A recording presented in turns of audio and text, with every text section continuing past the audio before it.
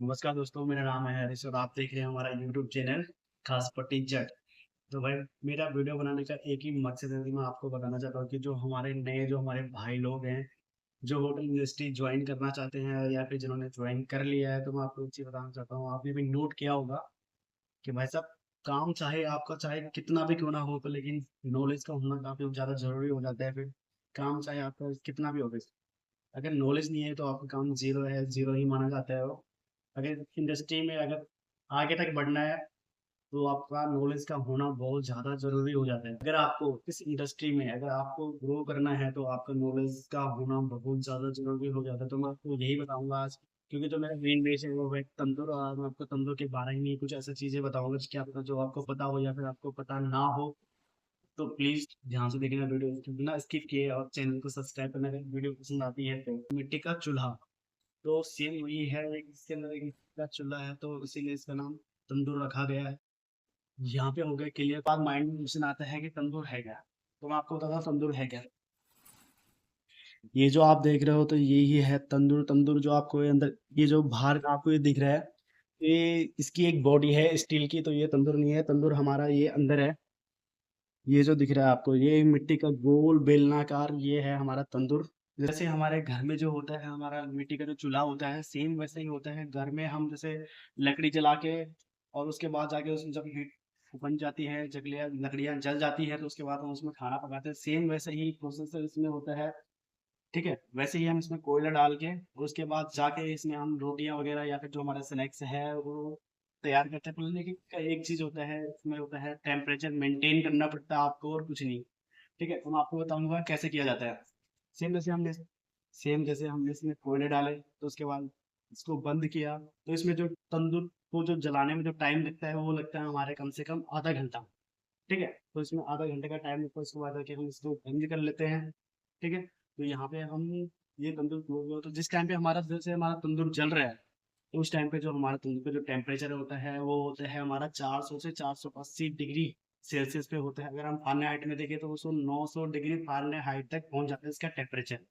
ठीक है, ये हो गया यहाँ पे क्लियर। और उसके बाद मैं आपको बताना चाहता हूँ जैसे कि हमारा रोटियां हैं, और रोटियां अगर हम उसमें तैयार कर रहे हैं रोटी के लिए, तो उस टाइम पे जो हमारा तंदूर का जो हमारा टेम्परेचर होता है वो होता है हमारा 300 से 350 डिग्री तक होता है हमारा रोटी का टेम्परेचर।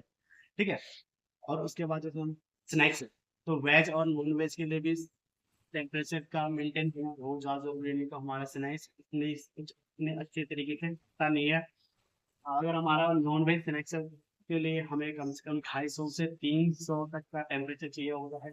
नेक्स्ट जो हमारा स्नैक्स होता है उसके लिए जो हमारा टेम्परेचर होता है वो होता है हमारा कम से कम 300 से 350 के बीच का जो हमारा टेम्परेचर था वो होता है हमारा वेस्ट सेलेस के लेवल। अगर मैं आपको बता दूं जैसे कि पहले जो हमारे जो ढक्कन थे उसमें, जैसे अभी आप ये ढक्कन देख रहे हो तो पहले ये ढक्कन ऐसे नी हुआ करते थे। तो सेम ऐसे होते जैसे कढ़ाई होती है, सेम वैसे ही हमारा जो हमारा तो वही से हम अपना टेम्परेचर मेंटेन करते थे। ठीक है, अगर हमारे पास कढ़ाई जैसे अगर टेम्परेचर ज़्यादा, अगर हमको उसको कम करना है तो उसमें पानी भर देते थे, जिससे कि हमारा टेम्परेचर तुरंत ही मतलब मेंटेन हो जाता था जो हम करना चाहते हैं, वेज या नॉन वेज या फिर रोटी रोटी नान की। दोस्तों, उसके बाद हमारे माइंड में एक सवाल और आता है कि जो ये तंदूर है तो इसकी उत्पत्ति कहाँ से हुई है। अगर आप देखोगे तो आपको बहुत सारी वीडियो मिल जाएगी, लेकिन मैं आपको बताना चाहता हूँ कि इसकी उत्पत्ति हुई वैसे कहाँ से है।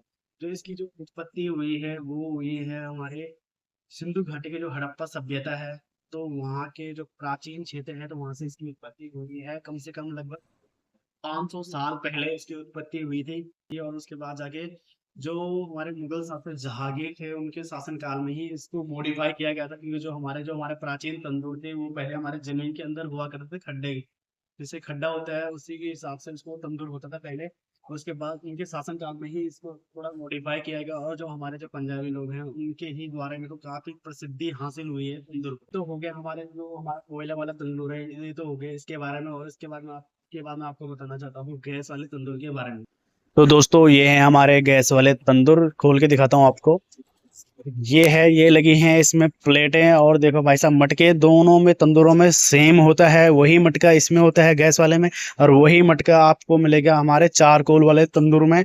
तो ऐसा कुछ नहीं है, तो मटके दोनों का सेम होते हैं। ये लगी है प्लेट। ठीक है, और यहाँ पे देखो, ये मैं दिखाता हूँ आपको, ये है इसमें पायलेट लगा हुआ होता है, जैसे हमारे इंडियन की भट्टी में लगा होता है। और ये इसका बर्नल है।